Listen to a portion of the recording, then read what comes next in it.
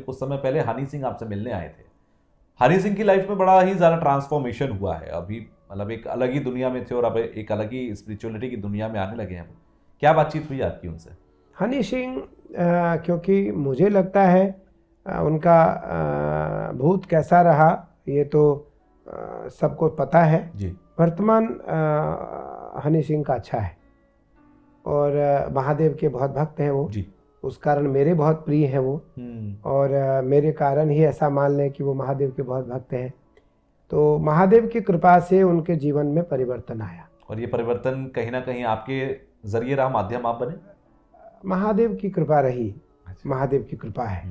महादेव की कृपा है। मैं तो महादेव का एक छोटा सा उपासक हूँ। नहीं, मैंने आपकी उपासना देखी है सावन में, जो आप 22-22 घंटे उपासना करते हैं। मतलब ये हमने देखा है, वो एक बहुत महान उपासना है।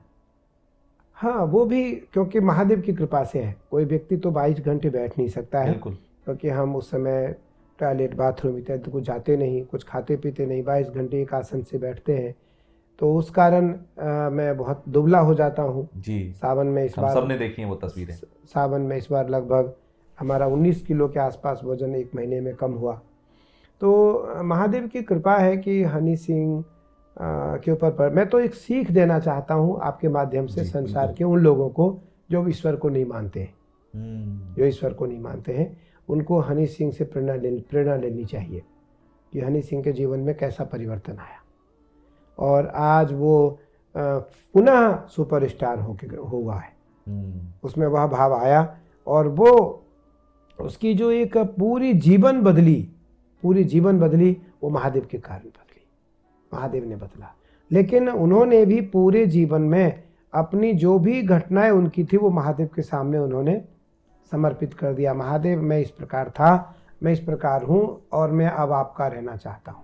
और खुलकर दुनिया के सामने स्वीकारा भी कि मैं गलत था और आज मैं वापस से उस गलती को सुधारना चाहता हूँ।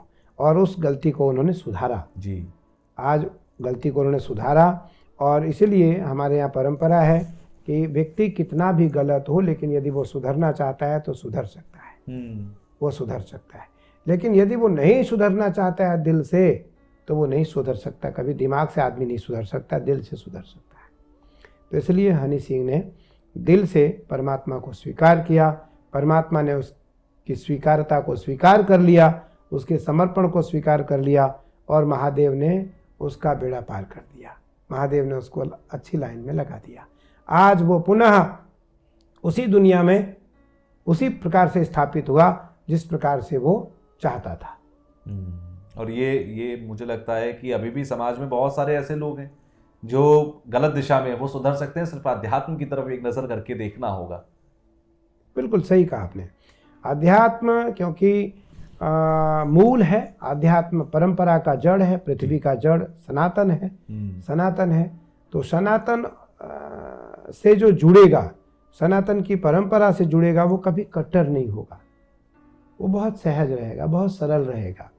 मैं आज परंपरा का सबसे बड़ा आचार्य हूँ इस परंपरा का, सनातन परंपरा का, संन्यास परंपरा का। पर महादेव का उपासक हूँ तो महादेव कहते हैं सरल बने रहो, छोटे बने रहो। छोटे बने रहोगे और सरल बने रहोगे तो मेरी कृपा का भाजन बने रहोगे, नहीं तो हमारे कोप का भाजन बनोगे।